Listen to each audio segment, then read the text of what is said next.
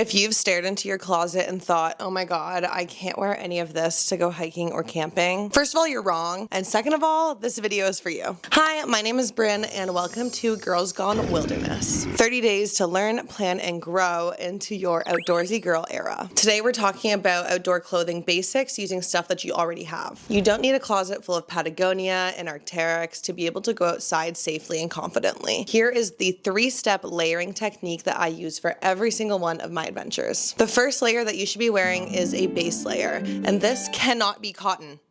Please don't wear cotton. This is the layer that's closest to your skin, and its job is to wick sweat and moisture away from your body. The reason that cotton isn't good is because it just gets wet and then it never dries out. You want to look for a synthetic material like polyester or merino wool works really well for this as well. Think of like a Lululemon Swiftly top. That would be a really good base layer to start off with that's wicking. You know, it gets more complicated. You can get ones that are wicking and insulating, and that's where you would go for merino wool, but since we're going into the summer, you probably don't want something too insulating for your first layer. The second layer is your mid layer, and this is your insulation. For this layer, think of something like your fleece jacket or another synthetic type of sweater or a down puffy. Those are all great. This layer is what traps your body heat, and again, we're going to avoid cotton. And then finally, the third layer is your outer layer, and this is your shell. This is the layer that protects you from the elements, so a raincoat or a wind shell. Ideally, this is as waterproof as possible.